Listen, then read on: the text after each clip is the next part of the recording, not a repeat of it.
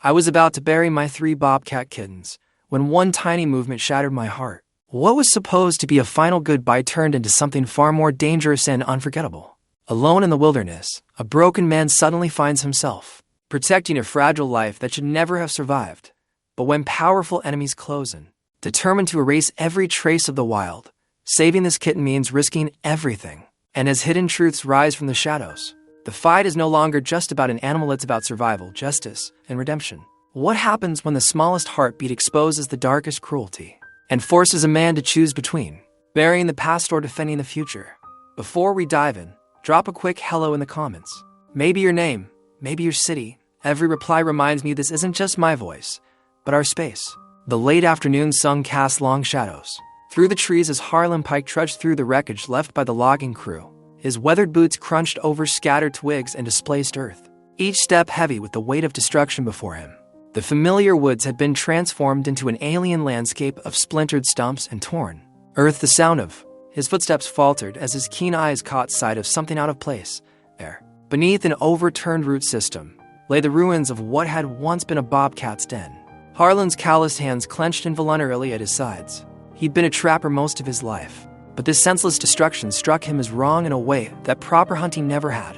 Kneeling down, his joints protesting the movement, Harlan peered into the demolished den. His breath caught in his throat. 3 tiny forms lay still in the shadows, bobcat kittens, no bigger than his hand. Their mother was nowhere to be seen, and Harlan knew with grim certainty that she hadn't abandoned them willingly. Damn shame, he muttered, his voice rough from disuse. Living alone these past years since Sarah's passing, he'd gotten out of the habit of speaking aloud. But something about the scene demanded words. However inadequate, with careful movements, Harlan gathered the lifeless kittens in his worn jacket. The least he could do was give them a proper burial, not leave them exposed to the elements and scavengers.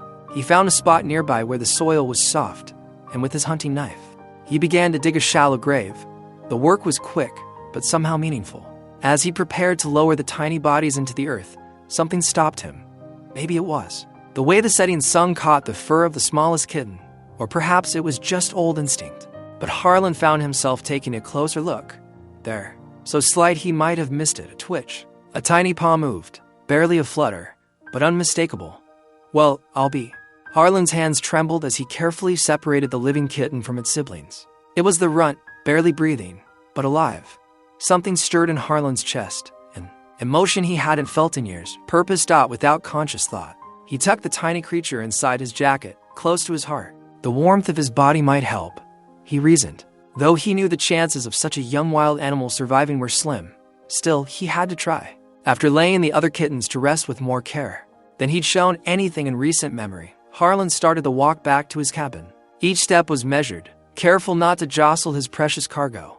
The kitten's weakness reminded him of another time he felt this helpless, sitting beside Sarah's hospital bed, watching her slip away despite all his desperate prayers. Inside his cabin, Harlan moved with unexpected efficiency. He found an old towel, soft from years of use, and created a nest in a cardboard box near the wood stove. The kitten, when he finally got a good look at it under the lamplight, was a mottled gray-brown, its eyes still sealed shut. "You're gonna need a name, little fellow," Harlan murmured, surprising himself. The kitten's coloring reminded him of the ashes in his fireplace, pale and dark mixed together. Ash, he decided. That'll do. Using an eyedropper he found in Sarah's old sewing kit, Harlan managed to get some warm milk into the kitten. Each tiny swallow felt like a victory. As he worked, he found himself talking more than he had in years, explaining each step to Ash as if the tiny creature could understand. "Your mama would have known better than me what to do," he admitted softly, "but we'll figure it out together." As night settled over the Ozarks, Harlan found himself unable to move far from the box. He pulled his old armchair closer to the wood stove, keeping watch. The kitten's breathing was shallow but steady, each tiny rise and fall of its chest a reminder that life could persist, even in the harshest circumstances. For the first time in years, Harlan felt the wall he'd built around his grief crack slightly. This fragile creature needed him, and somehow that need was forcing him to feel again, to care again. It was terrifying and comforting all at once, like stepping into swift water, dangerous, but somehow more real than anything he'd felt in years. "Just hold on, little one," he whispered into the quiet cabin. "Just hold on." The night stretched ahead, full of uncertainty, but also possibility. Harlan Pike, who had been merely existing, for so long, found himself truly living again, if only to keep this tiny spark of life burning. Each breath the kitten took seemed to fan something back to life in his own heart, something he'd thought was buried as deeply as Sarah. The next morning brought challenges Harlan hadn't faced in years. Ash needed constant care, and Harlan found himself improvising with what he had on hand. He fashioned a makeshift bottle from an old medicine dropper, warming goat's milk from his neighbor's farm on the wood stove. "Easy now," Harlan murmured, watching the tiny kitten struggle to swallow. Every few hours, he had to coax Ash to drink, his callous fingers surprisingly gentle as he stroked the kitten's throat to encourage swallowing. The work was delicate, nothing like his usual task of checking trap lines or chopping wood by mid-morning. Harlan had created a routine. He kept the box near the stove, maintaining a careful warmth. A soft flannel shirt, one he'd nearly thrown out last winter, became Ash's bedding. The kitten was so small it could fit in his palm, its eyes still sealed shut, but its tiny heart beat strong against Harlan's fingers whenever he checked on it. The sound of an approaching vehicle broke through his concentration. Through the cabin's front window, Harlan spotted a mud-splattered pickup truck pulling up his drive. His jaw tightened as he recognized the logging company's logo on the door. Caleb Drummond stepped out, his heavy boots crunching on the gravel. The foreman's scarred face wore what might have been meant as a friendly expression, but it didn't reach his eyes. Harlan met him on the porch, deliberately pulling the door closed behind him. "Pike," Caleb said, nodding. "Heard you were poking around our work site yesterday." Harlan crossed his arms. "Your crew left quite a mess up there. Progress is messy business." Caleb's smile turned sharp. "Also heard you might have picked up something you shouldn't have." The air between them grew tense. Harlan kept his face neutral, years of solitude making it easy to mask his thoughts. "That's so. Word gets around." Caleb took a step closer, his bulk casting a shadow across the porch. "Listen, Pike, I'm trying to do you a favor here. Wildlife laws are strict. Keeping wild animals, that's illegal. Could get you in serious trouble." Inside the cabin, Ash let out a tiny mewl. Caleb's eyes fixed on the door, his expression hardening. "Sounds like you got yourself a problem in there," Caleb said. "Company policy's clear on wildlife. They're vermin, Pike. Interfere with operations. Best thing is to let nature take its course. Nature didn't kill that mother bobcat," Harlan said quietly. "Those were human boot prints I saw up there." Caleb's friendly facade dropped entirely. "Careful, old man. You're making accusations you can't back up. Besides, one less predator means safer woods for everyone. Company's got plans for these hills, and we can't have dangerous animals threatening our workers." "Threatening workers?" Harlan's voice carried an edge. "That cat was protecting her babies, and now she's not." Caleb stepped even closer, using his height to loom over Harlan. "Here's some free advice. Whatever you found up there, get rid of it. Things have a way of getting complicated for folks who don't cooperate with company interests. Would be a shame if the game warden got an anonymous tip about illegal wildlife possession." Harlan stood his ground, though his heart hammered in his chest. He'd avoided conflict for years, had built his life around staying out of others' way. But something about Caleb's casual cruelty, the same cruelty that had orphaned Ash, sparked a long-dormant defiance in him. "Appreciate the advice," Harlan said evenly. "But I reckon I can manage my own affairs." "Own affairs?" Caleb's face darkened. "Don't say I didn't warn you, Pike. Companies expanding operations in these parts. Folks who get in our way tend to regret it." He turned to leave, then paused. "1 week.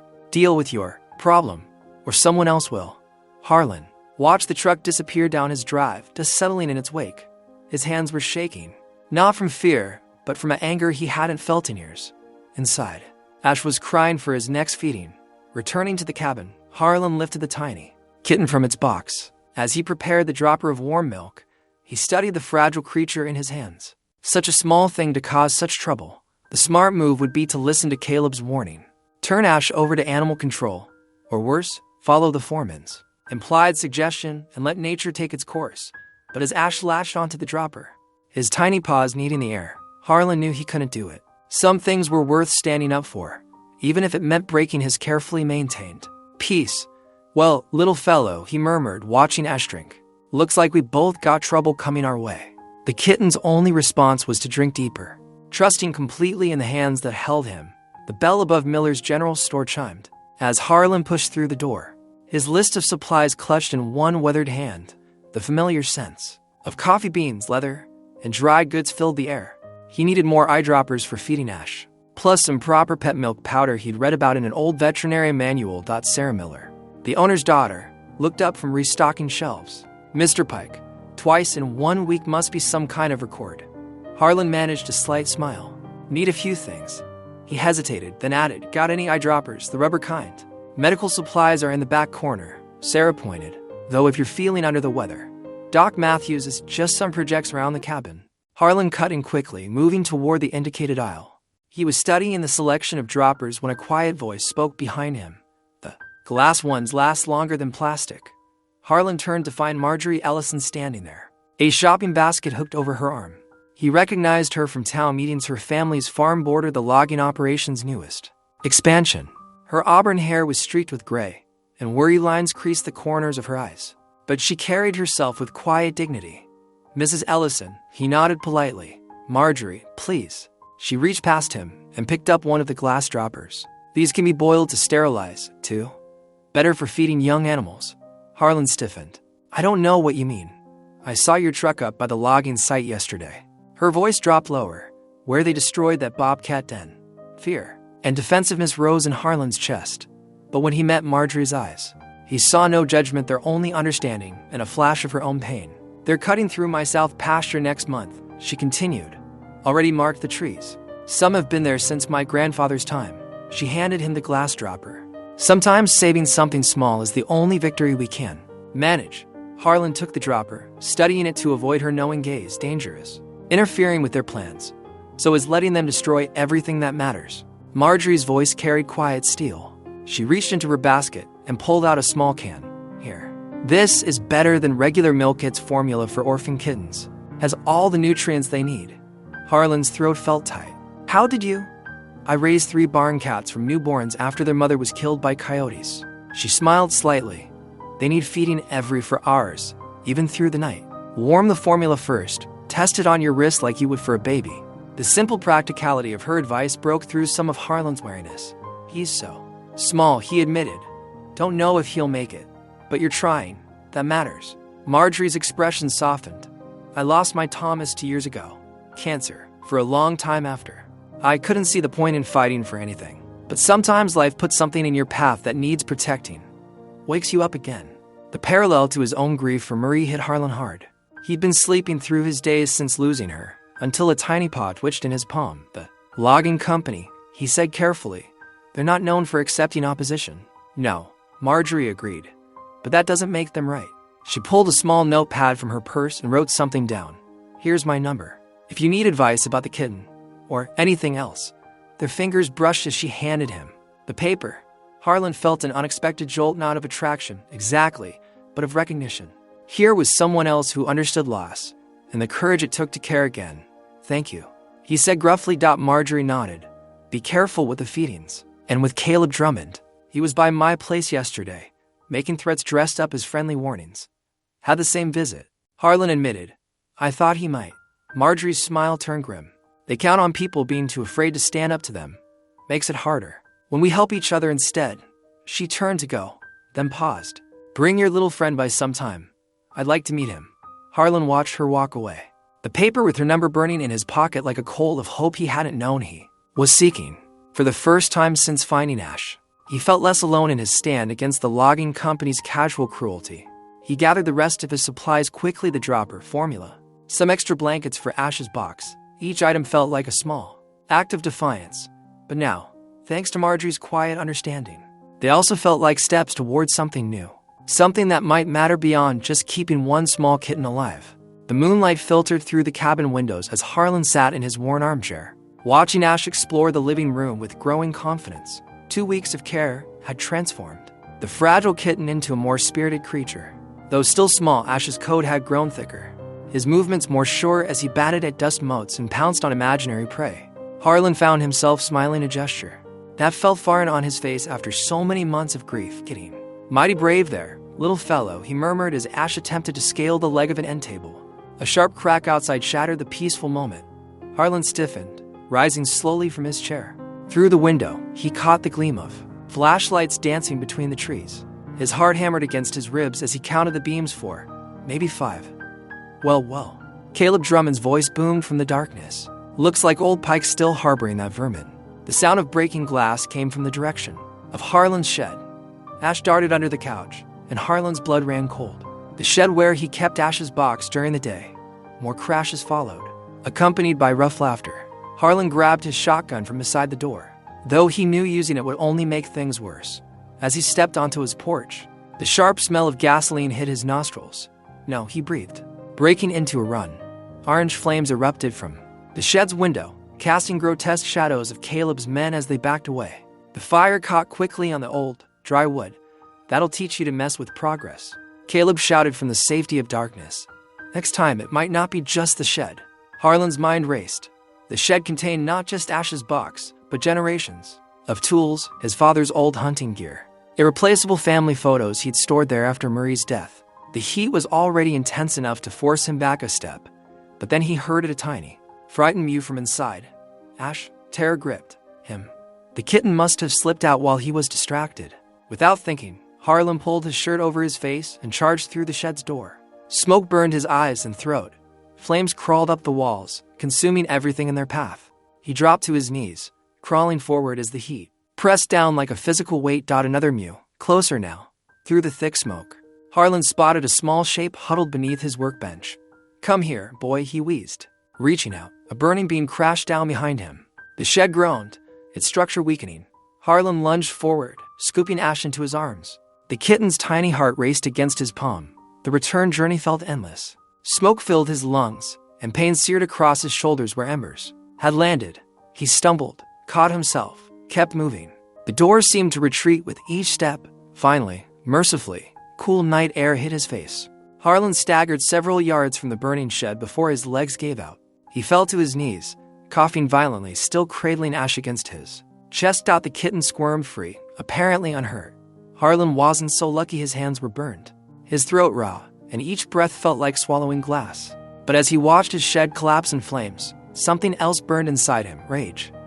Rage. Caleb's laughter had faded into the night, but his threat remained. This wasn't just about a kitten anymore.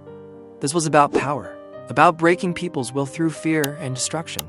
Harlan thought of Marjorie's quiet defiance, of Murray's love for these hills, of the tiny creature that had awakened his dormant heart. "Not this time," he rasped, his voice rough from smoke. "Not ever again."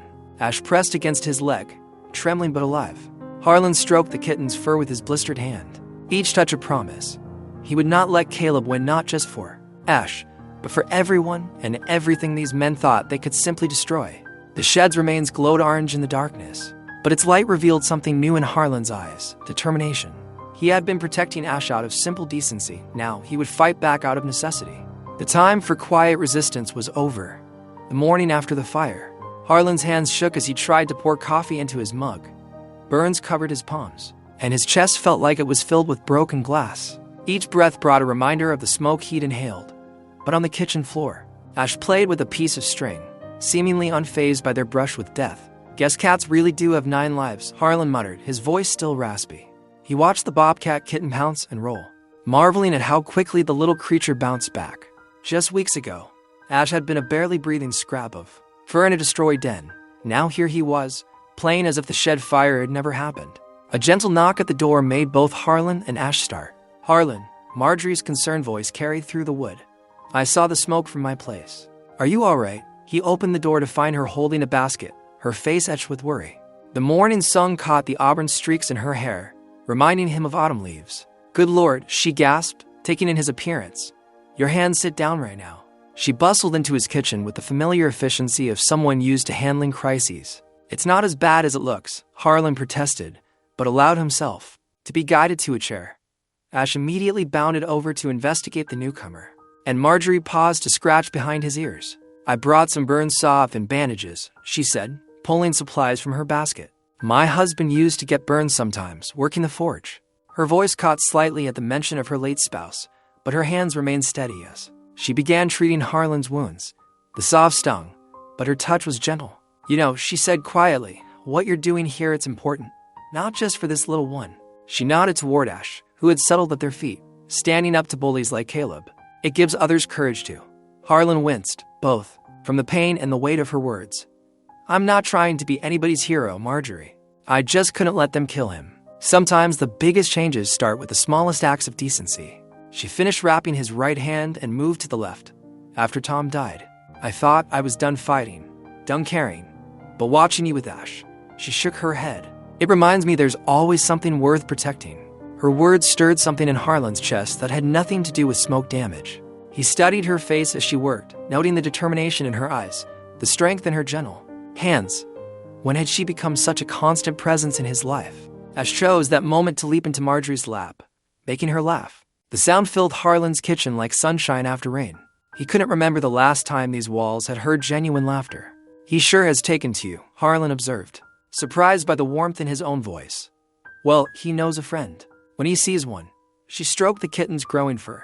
"He's getting stronger every day. Pretty soon he'll be ready for more than just string games." Harlan nodded, watching them together. "Sometimes I forget he's wild, that eventually he'll need to go back to the forest." The thought brought an unexpected ache. "But that's the beauty of it," Marjorie said softly. "You're not trying to keep him. You're helping him survive until he can thrive on his own." She met Harlan's eyes. "That's real love, isn't it? Wanting what's best for someone, even if it means letting go."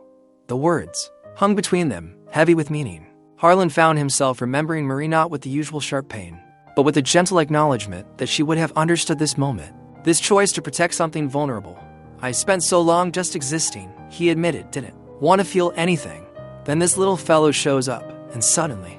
He gestured vaguely with his bandaged hands. "Suddenly you remember what it's like to care," Marjorie finished. "To have a purpose bigger than your own pain." "Yeah." He watched as she finished the bandaging, her movements precise and caring. "Don't know what I would have done without your help these past weeks." Their eyes met, and something unspoken passed between them. It wasn't love, not yet, but it was the possibility of it.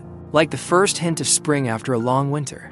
Neither of them was ready to name it, but its presence warmed the room nonetheless. Ash stretched lazily in Marjorie's lap, a living bridge between two people who had thought their hearts were finished with hope. Through him, they were both learning that survival wasn't just about breathing, it was about finding reasons to keep going, to keep fighting, to keep opening yourself to new possibilities. The morning sun streamed through Harlan's windows, catching dust motes in its beams. His hands throbbed beneath their bandages, but watching Marjorie with Ash, he felt something he hadn't experienced in years. The quiet certainty that tomorrow might be better than today. The truth came on an ordinary Wednesday morning. Harlan was checking his mailbox at the general store when he overheard two loggers talking around the corner, their voices carrying through the open window. "Remember when Drummond took care of that bobcat problem last month?" One of them said, chuckling. "Never seen anyone so proud of setting a trap."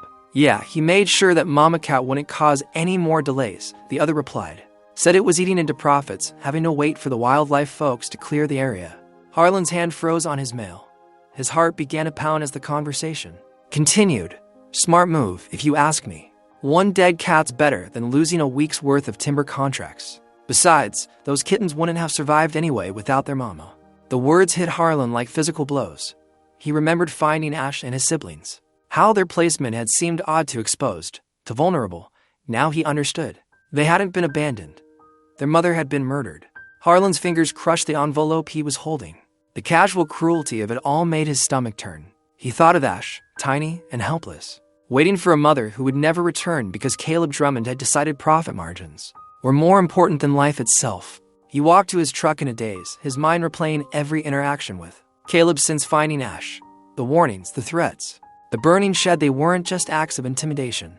They were attempts to cover up what he'd done, to eliminate the last piece of evidence that might expose his true nature. Driving home, Harlan's grief transformed into something harder, sharper. He'd been fighting to protect one small life, but now he understood he was up against something far more sinister. Caleb hadn't just been clearing land. He'd been systematically destroying anything that stood in his way, whether it wore fur or walked on two legs. When he pulled up to his cabin, Ash was waiting on the porch railing. The Bobcat Kitten had grown stronger, his once fragile frame now lean and muscular. He chirped a greeting as Harlan approached, and the sound nearly broke something inside the old trapper's chest. "I'm so sorry, little one," Harlan whispered, reaching out to stroke Ash's growing fur. "I didn't know.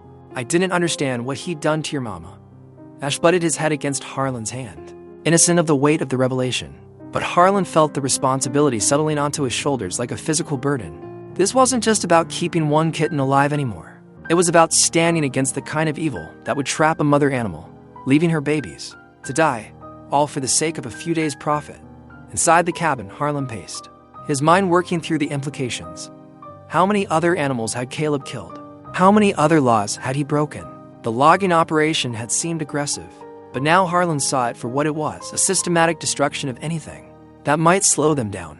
Whether it was protected species or people's property rights, he thought of Marjorie fighting to save her land. How many others had Caleb intimidated into silence? How many had given up in the face of his threats and violence?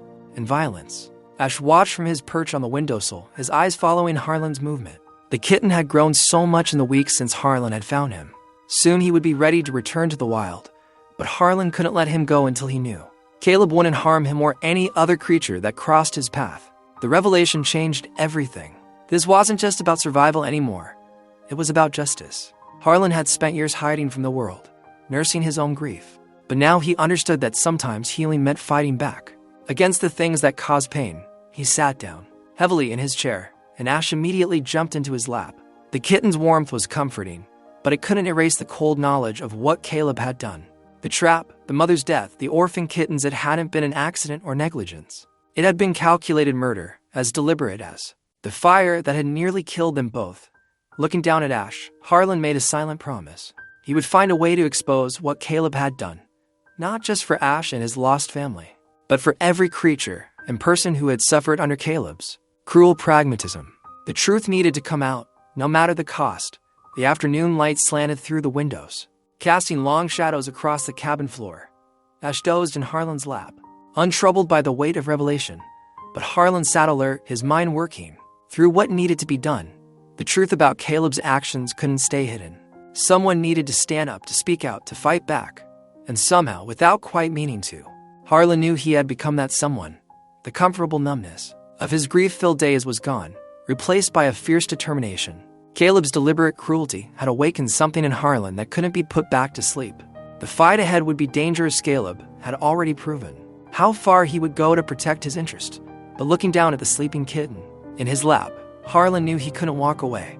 Some battles chose you, and this one had found him the moment he discovered one tiny survivor in a den of tragedy. The morning light filtered through the trees as Harlan and Marjorie walked quietly along the logging trails. Marjorie carried her old camera, its strap worn but sturdy around her neck.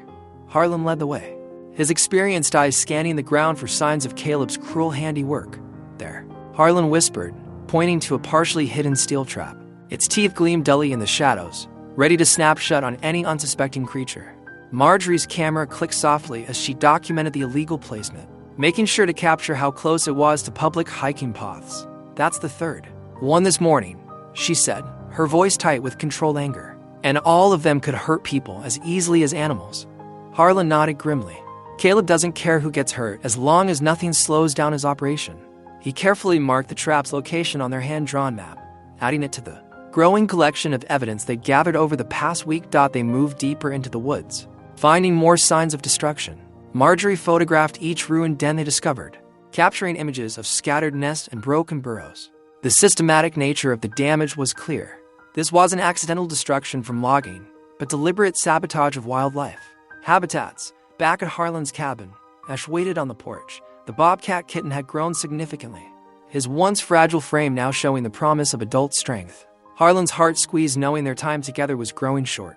He'd been preparing for this, spending hours each day teaching Ash the survival skills he'd need. "He's getting stronger," Marjorie observed, watching as Ash practiced pouncing on leaves blown by the wind. "You're doing right by him, Harlan." Harlan pulled out their collection of evidence, photographs, maps, and written testimonies from other residents who'd witnessed Caleb's destructive practices. "I hope it's enough," he said. "Caleb's got friends in the sheriff's office. Even with proof, it won't be easy." Marjorie spread the photos across Harlan's kitchen table. "Look at these," she said, pointing to images of illegally placed traps and deliberately destroyed habitats. "This isn't just about one bobcat family anymore. This is systematic destruction of protected species." While they organized their evidence, Harlan kept one eye on Ash. The kitten was stalking through the tall grass, practicing the hunting techniques Harlan had been teaching him. Each day, Harlan would hide small pieces of food, encouraging Ash to track and catch his meals. It was bittersweet work, knowing each successful lesson brought them closer to goodbye. "We need to be careful who we trust with this," Marjorie said, sorting the photographs into careful piles. "Yesterday I saw Caleb talking to Deputy Mars outside the general store. They seemed mighty friendly." Harlan's jaw tightened. Caleb's been buying influence all over town.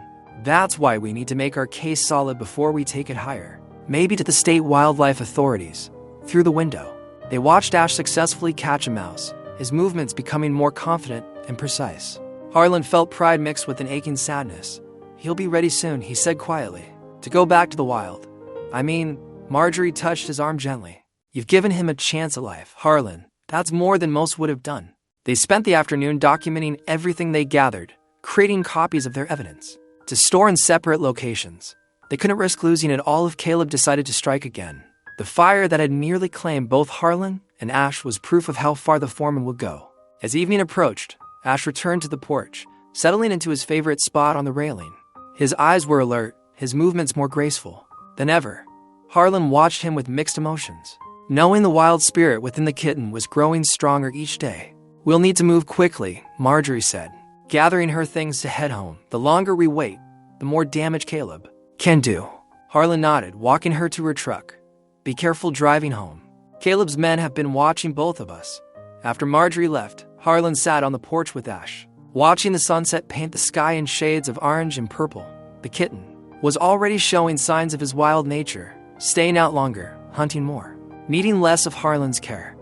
It was exactly what should happen, but that didn't make it any easier. You've got to be ready, Harlan told him softly. The world out there isn't kind, but you're strong now. You can survive it. He wasn't sure if he was talking to Ash or himself anymore. Inside, the pile of evidence sat waiting. Photographs of destruction, maps marked with illegal traps, testimonies of intimidation and violence. Their resistance was taking shape, becoming something real and tangible. But as Harlan watched Ash's growing independence, he knew they were racing against time on multiple fronts. They needed to act before Caleb could do more damage, before he could silence more voices, before he could hurt more innocent creatures. And they needed to do it before Ash was ready to return to the wild. Because Harlan knew that once the kitten was free, he would need all his focus to ensure that freedom was protected. The morning air held an unusual stillness when Harlan stepped out of his cabin. Even the birds seemed quieter than normal. Ash padded beside him. No longer the tiny kitten he'd rescued, but a lean, muscular young bobcat. They were heading to check some of the spots where they documented Caleb's illegal traps, hoping to gather more evidence. The forest path wound deeper into the shadowed woods. Harlan's boots crunched quietly on fallen leaves, while Ash moved silently beside him. Years of work in these woods had taught Harlan to read the forest moods, and something felt wrong today. The hair on the back of his neck stood up, but he pressed forward. They reached the first documented trap site, and Harlan's heart sank. The evidence had been destroyed, the trap removed, the ground scraped clean. Even the marking ribbons they tied were gone. Someone had been here recently. Well, a familiar voice growled from behind him. Looks like you lost something. Harlan turned slowly to face Caleb Drummond. The foreman emerged from behind a thick oak tree, holding a hunting rifle. His scarred face twisted into an ugly smile. You've been busy, Pike, Caleb said, taking a step forward, taking pictures, making notes, telling tales to that widow woman. He spat on the ground. Did you really think I wouldn't find out? Harlan's mind raced. He'd left copies of their evidence with Marjorie, but the originals were in his jacket pocket. Ash pressed against his leg, a low growl rumbling in his chest. It's over, Drummond, Harlan said, trying to keep his voice steady. Too many people know what you've done. Caleb's laugh was harsh. Nobody's going to believe a broken-down old man and his pet cat. And after today, nobody's going to hear from you again. The first shot cracked through the air without warning. Harlan dove behind. A fallen log, but searing pain exploded in his shoulder. He heard Ash snarl and saw the bobcat dart into the underbrush. Run, Ash, Harlan shouted, pressing his hand against the wound. Warm blood seeped between his fingers. Caleb's boots crunched closer. That cat should have died with its mother, he said. Would have saved us both a lot of trouble. Harlan tried to crawl away, but another shot splintered the log beside his head. Splinters cut his face, and his vision blurred. The pain in his shoulder was making it hard to think clearly. I killed that mother cat nice and quick, Caleb continued, reloading his rifle. But I'm thinking I'll take my time with you. Suddenly, a tawny blur launched from the bushes. Ash had circled around behind Caleb and now sprang at him with teeth and claws bared. The foreman cursed and swung his rifle, catching Ash with the barrel and sending him tumbling. No, Harlan shouted, forcing himself to his feet. The world spun, but he charged forward, tackling Caleb around the waist. They crashed to the forest floor, the rifle skittering away. Caleb's fist found Harlan's wounded shoulder, making him cry out in agony. The bigger man rolled on top of him, pinning him down. "Should have minded your own business, old man," he snarled, wrapping his hands around Harlan's throat. Black spots danced in Harlan's vision as he struggled for air. His fingers clawed weakly at Caleb's arms, but he was losing strength fast. The blood loss and lack of oxygen were taking their toll. Through dimming eyes, he saw Ash circle them. The bobcat was hurt, but still moving, still refusing to abandon him. Caleb saw it too and laughed. "Don't worry," he wheezed, tightening his grip on Harlan's throat. "Your precious cat's next." Harlan's world narrowed to Caleb's cruel face above him, and the sound of his own heartbeat thundering in his ears. He thought of Marjorie, of the evidence they'd gathered, of all the creatures Caleb had killed. He thought of Ash, so small and fragile when he'd found him, now refusing to leave even in the face of death. Caleb drew a hunting knife from his belt with one hand, keeping the other locked around Harlan's throat. The steel blade glinted in the filtered sunlight. "Time to end this," he said, raising the knife. Ash crouched in the shadows, muscles coiled, watching the scene unfold. The bobcat's eyes held a wild intelligence, calculating, waiting. Harlan tried to wave him away one last time, but the young cat stood his ground. In that moment, as Caleb's knife descended, predator and protector faced their darkest hour together. Just as Caleb's knife began its deadly arc, Ash exploded from the shadows with a bone-chilling screech. The bobcat's powerful back legs launched him straight at Caleb's face, claws extended. Caleb screamed as sharp talons raked across his cheek, causing him to jerk backward and drop the knife. "Get off me," Caleb howled, releasing Harlan's throat to protect his face. Blood streamed from the deep scratches as he batted wildly at the attacking cat. Harlan gasped desperately for air, his vision slowly clearing. He saw Ash dancing away from Caleb's swinging fist, staying just out of reach while keeping the bigger man distracted. Despite his earlier injury, the bobcat moved with fierce grace, his survival instincts in full force. With trembling hands, Harlan grabbed the fallen knife and struggled to his feet. His wounded shoulder screamed in protest, but adrenaline helped him push through the pain. "That's enough, Drummond," he rasped, his voice hoarse from the choking. Caleb spun around, his face a mask of blood and fury. He lunged for Harlan, but Ash darted in again, this time sinking teeth into the foreman's calf. Caleb kicked out wildly, connecting with the bobcat's ribs. Ash tumbled away with a yowl of pain. "I'll kill you both," Caleb roared, but his threat was cut short by the sound of approaching vehicles. Through the trees, emergency lights flashed. Multiple voices called out, "Sheriff's Department, stay where you are." Marjorie had done it. She convinced them to come. Caleb's eyes darted frantically between Harlan and the approaching officers, realizing his position was deteriorating rapidly. "Drop any weapons and put your hands where we can see them." The command echoed through the woods. Harlan carefully set down the knife, keeping his eyes locked on Caleb. The foreman's shoulders slumped as 3 deputies emerged from the tree line, weapons drawn. "He tried to kill me," Harlan called out, his voice still rough. "Shot me and tried to strangle me. We have evidence of his other crimes too." Marjorie appeared behind the officers, clutching a thick folder. "It's all here," she said firmly.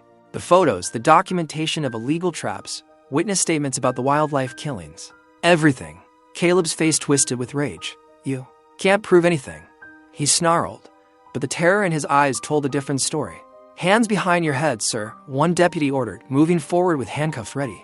As they secured Caleb, Ash limped back to Harlan's side, pressing against his leg. Harlan carefully knelt beside his fierce protector, gently checking the bobcat's injuries. "You saved my life, little friend," he whispered. Paramedics arrived to treat Harlan's gunshot wound and other injuries. As they worked, he watched Caleb being led away in handcuffs. The foreman's arrogance finally shattered. The deputies gathered evidence from the scene, photographing Harlan's injuries and collecting Caleb's discarded weapons. "We've been building a case against him for months," the sheriff admitted to Harlan, "but we needed solid evidence. Between your documentation and this attack, we've finally got him. He won't hurt anyone else." Marjorie sat beside Harlan in the ambulance while the paramedics finished bandaging his shoulder. "I called them as soon as I realized you'd gone to check the trap sites," she explained. "Something felt wrong. When we heard the gunshots, her voice trailed off and she squeezed." His hand. Ash stayed close, watching the proceedings with alert eyes. The deputies gave the bobcat a wide berth, respecting the wild creature that had proved so loyal. One of them even remarked, "Never seen anything like it." That cat knew exactly what it was doing. As the scene cleared and statements were taken, word spread quickly through the community. Caleb's reign of terror was over. His corruption had finally caught up with him, and the system that had protected him began to crumble. Several logging company officials were implicated in the investigation, and stricter environmental protections were put in place. Justice was taking shape. Born from the unlikely alliance of a grieving widower, a determined woman, and a brave Bobcat who refused to let cruelty win, Harlan watched the police cars drive away with Caleb, knowing that while his own wounds would heal, the foreman's crimes would finally face the light of day. 2 weeks after Caleb's arrest, on a crisp autumn morning, Harlan stood at the edge of the forest with Ash in a carrying cage. The Bobcat had healed completely from the fight, growing stronger and more independent with each passing day. Harlan knew it was time. Marjorie stood beside him, her warm presence a comfort in this bittersweet moment. The morning sun filtered through the golden leaves above them, casting dappled shadows on the forest floor. It was the perfect day for a new beginning. "He's ready," Harlan said softly, his voice thick with emotion. "Been ready for a while now, if I'm honest with myself." Marjorie squeezed his hand. "You did everything right, Harlan. You gave him exactly what he needed, a chance to survive, to grow strong." Harlan knelt beside the cage, his weathered fingers gripping the latch. Through the wire, Ash watched him with alert, intelligent eyes, no longer the fragile kitten he'd pulled from that shallow grave months ago. The Bobcat had grown into a magnificent creature, lean and powerful with the fierce spirit of his wild heritage fully awakened. "You showed me how to live again, little friend," Harlan whispered. His hands trembled slightly as he opened the cage door. "Time for both of us to move forward." Ash didn't bolt immediately. Instead, he emerged with careful dignity, pausing to look back at Harlan one last time. In that moment, Harlan saw everything they'd been through together. The nights of careful feeding, the healing of wounds both physical and spiritual, the fierce battle that had brought justice to their corner of the Ozarks. The Bobcat stepped further into the forest, his spotted coat blending perfectly with the dappled sunlight and shadows. He moved with the confidence of a creature returning to his true home. At the edge of a thicket, Ash paused, turned, and met Harlan's gaze one final time. Then, with a graceful leap, he disappeared into the wilderness. Harlan stood motionless, staring at the spot where Ash had vanished. He felt tears on his cheeks, but didn't move to wipe them away. These weren't tears of grief, not like the ones he'd shed for so many years after losing his wife. These were different. They carried the weight of letting go, but also the lightness of hope. Marjorie's hand found his again, her fingers intertwining with his callous ones. "You're crying," she said gently. "Yeah," Harlan admitted, turning to face her. But for the first time in a long while, they're the right kind of tears. He managed to smile, seeing the understanding in her eyes. "You know, I spent so many years just waiting to die, Marjorie, preparing for it, even. But that little cat," he shook his head, wondering at the mysteries of life. "He taught me there's always something worth fighting for." "There is," Marjorie agreed, her eyes shining.